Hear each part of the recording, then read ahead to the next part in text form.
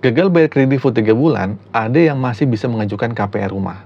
Nah, kenapa bisa seperti itu? Simak video ini sampai habis. Nah, seorang individu baru-baru ini mengalami keterlambatan pembayaran kredit full selama 3 bulan. Namun, masih berhasil mendapatkan persetujuan kredit atau KPR di Bank BTN.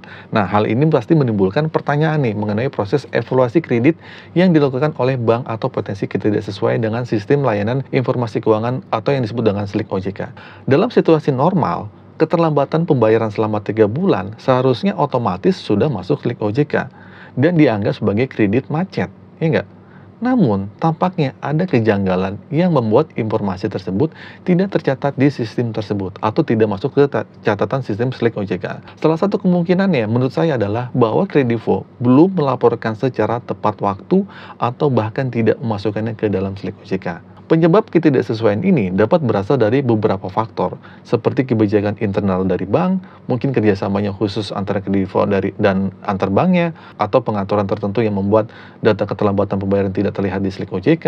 Nah, ini menunjukkan bahwa tidak semua aplikasi pinjaman online terpantau oleh OJK atau Otoritas Jasa Keuangan, terutama jika mereka memiliki keterlambatan di bank atau kerjasama khusus. Namun perlu dicatat bahwa informasi spesifik seperti jumlah nominal, keterlambatan pembayaran, atau data lainnya tidak tersedia dalam kasus ini. Ya, saya nggak dapat infonya tentang itu. Pokoknya orang itu bilang katanya bisa lolos KPR. Kurangnya informasi ini dapat menyulitkan pemahaman saya untuk mengenai proses evaluasi kredit yang dilakukan oleh Bank BTN itu gimana. Nah, jadi begini intinya.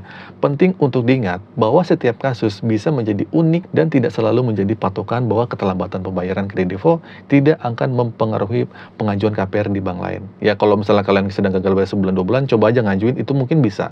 Nah, faktor lain yang mempengaruhi keputusan pemberian KPR termasuk riwayat kredit secara keseluruhan, termasuk kredit motor yang mungkin masih berjalan, itu mungkin akan mempengaruhinya juga gitu. Nah, meskipun demikian, kesimpulan dari kasus ini adalah bahwa perlu untuk selalu memprioritaskan pembayaran hutang dan mengelola keuangan secara bijak ya. Dalam menghadapi masalah keuangan, kalau kalian sedang gagal bayar atau kesulitan, penting untuk tenang dan mencari solusi terbaik untuk mengatasi keterlambatan pembayaran atau utang kalian. Keberhati-hatian dalam pengelolaan utang juga sangat penting ya, menghindari pinjaman yang berlebihan dari berbagai pinjol. Hal ini dapat mencegah terjeratnya dalam siklus utang yang lebih besar. Nah, dengan demikian, penting bagi kalian untuk membuat keputusan keuangan yang cerdas dan bertanggung jawab agar dapat mengelola keuangan dengan baik dan menghindari risiko finansial yang tidak diinginkan. Repot juga kan kalau kalian akhirnya gagal bayar, repot untuk mengajukan KPR atau mengajukan leasing kendaraan bermotor lainnya. Oke, itu saja teman-teman video kali ini. Semoga informasi ini bermanfaat. Akhir kata dari saya, Assalamualaikum warahmatullahi wabarakatuh.